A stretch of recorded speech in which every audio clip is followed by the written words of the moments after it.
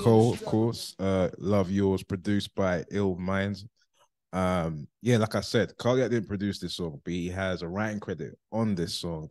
So I'm gonna give the floor to Cardiak to explain his involvement in this song. So Cardiak, the floor is yours. Yeah.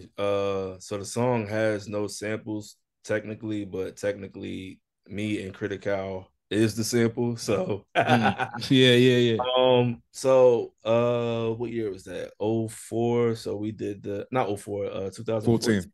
So I think 2013, um, I decided to do my first I think it was like a composition sample pack or whatever. Like I was doing drum kits heavy at the time, so I wanted to do a sample pack. You know what I mean, with like compositions and shit. So, me and Critical, we locked in for like maybe 2 or 3 days and just did a whole bunch of samples with like keys and strings and all that type of stuff. And then that sample had to be not had to be was one of them. And when we completed the kit, I sent it to Illmind to see what he thought about it, and then he ended up flipping that sample. This all happened like within like maybe a week. I sent it to him, and he was like, "Yo, I did a crazy ass beat with this sample. You should take it out the pack because this beat about to get placed."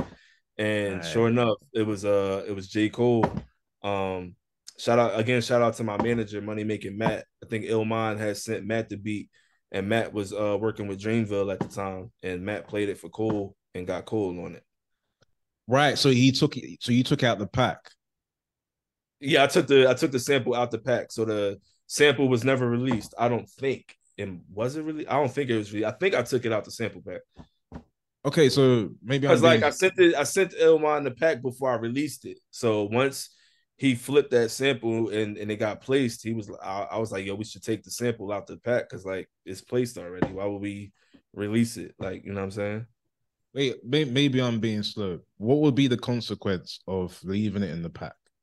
Everybody else would get to make beats with the sample, but it's already out on a major platform. I mean, I could have kept it in there, but why not? Why I just decided to take it out.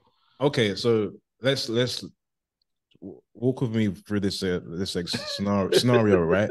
So say you left it on the pack, right? Uh-huh. It was released. Ill Minds saw it on the pack, made a Mm-hmm. beat out of it, right? Would you? Because I don't know the business behind all the royalties, whatever. Would you have received a royal? Basically, what I'm trying to ask you is this: if someone uses your sound packs and makes a beat, commercial use, do you get Yeah. royalties from that? Yeah. So basically it would work how if a producer went and sampled an old song and it made a beat and it got placed and like the label has to clear that old song. It's the same way, except the label got to clear it with me now or clear it and I'll get my attorney on it and then we work out the business like that. You know what I'm saying? So I know earlier on, but just with that particular sample pack, I think that was my first sample pack or whatever. So um I didn't really know how to go about uh licensing and all that stuff then. So it was just easier for me to just take the sample out of the pack and then just treat it like a collaboration or whatever. You know what I'm saying? Because it's original music at the end of the day that me and Chris Mm-hmm. own. So it was just easier to do it like that. But moving forward as I like did my research and how my attorney wanted to go about it, it's more like a licensing thing or like I own the sample, so who anybody else who want to sample my stuff, they got to clear it with me anyway. You know what I mean? So Okay, so like, of course, it's up to you if you want to reveal this or not. But what percentage of did I get a text? Sorry, what percentage of publishing did you take for this one? it wasn't a lot. I don't want to disclose it, but it was Yeah. fair. It was fair. You Mm-hmm. know what I'm saying? I think uh yeah, I don't want to disclose Yeah, it, but yeah, yeah. it Fair was enough. fair. Fair enough. It was fair. You know, what I mean? For what me and Critical did, what we contributed to the song or to the beat or whatever, it was fair. All You right, know, fair enough, fair enough. Of course, that's your business to tell. yeah. What was I gonna say? Oh yeah, of course. Now now we're in the era of streaming, right? Physical copies of music are not being sold anymore. that has a detrimental impact on producers financially. So in this new like era of the industry, people have to pivot, find alternative ways to, you know, make money. And of course, the sound packs, like what we just been speaking about, that's a avenue to do that. So from a business perspective, how have you found that part of your, I guess, your business, your career, the sound packs thing? What are the challenges? How have you found it, generally speaking? Um, I mean, it's a positive and a negative. In the beginning, it was cool because I looked at doing sample packs more as like collaboration. So um I looked at it more like a collaboration. So when like other producers would flip my stuff, it's like I'm collaborating with everybody, you know what I mean, or whoever purchased the pack or whatever. And then if it got placed or whatever, I would take like co-production because I did the sample or whatever. Um, I would look at it like that, but then like later on, it just started getting like weird.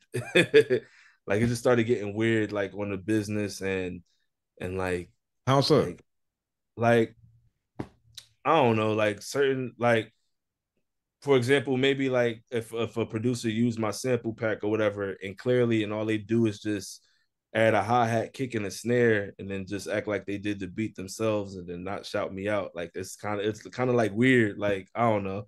And I just was like, you know what? Like I could just keep the shit for myself and then place the shit myself for real, for real. So that's why I like really like stopped doing sample packs for real, for real.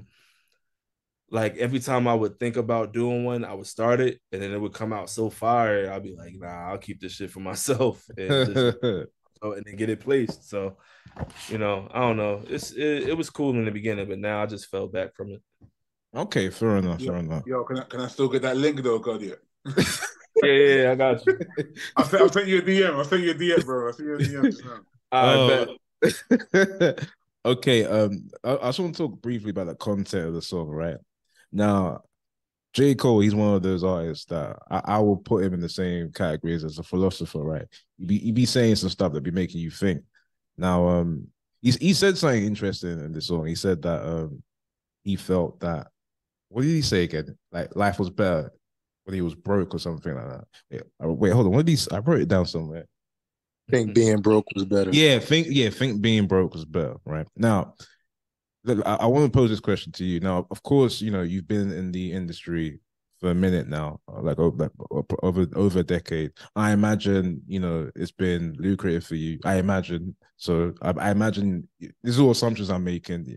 I imagine it's putting you in the position to you know to better your life, better your family life, and shit like that, right? Now, when you hear someone like J. Cole, who's also had been blessed to you know make a living from music, right? When he says something like he thinks being broke was better, I'm just curious, right? What do you think about that? I'm sure there's some nuance to what he's saying. Um, like in my opinion, I mean, I can't speak for him. Yeah. I don't know exactly what he was going through, but how I interpret it and how I relate with it is be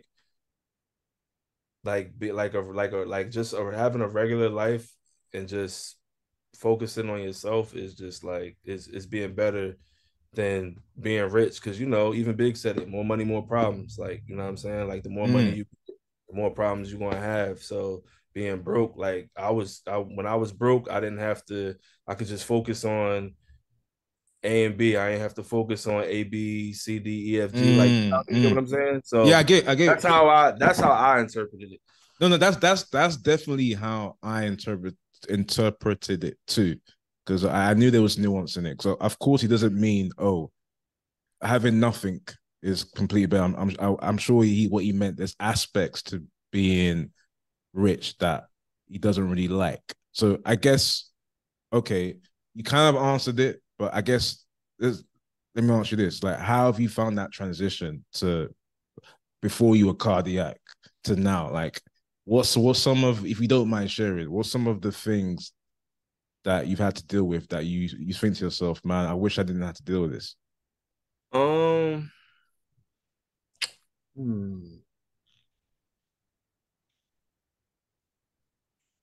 I don't know. Maybe politics, There I is guess. some such thing. Wait. Could he answer the question, please? What'd he say? I ain't hear what he said. What'd he say? I said it sounds like there is some such thing. Oh, right. Okay. That's you, was it? But yeah, let's give it time to think. Shit, I don't know. I was about to say maybe politics, maybe. Politics in the industry. I mean, shit. Okay, politics and industry. Let's speak about that. If you I don't mean, mind but sharing. I can't put it all on politics because, like I said, I felt like if I wasn't an introvert, I would be way further than where I am. So I can't even really put it on politics. You know what I mean? Because it just goes off of who you vibe with. Like a producer, not a producer, like an artist might vibe with another producer over me because they fucking I don't know talk more or whatever. Cardiak just Yeah. sit in the corner and don't say shit. So it's like I don't give a like. You know what I mean? So I look at it like that. But I'm trying to think. I'm cool, man. I like where I'm at. I like where my family is at. It could always be better, you know what I mean? But that's just something you got to work towards, So, Mm. Do you remember? I'm not mad. Do you remember that song? I always forget the guy's name, man. Shit, because I spoke about this before with the guys on the call. What's the Lucas Joint? Is it Lucas Joyner? Joyner Joyner Lucas? Lucas. Yeah, Joyner Lucas. He came out with a song called Broski.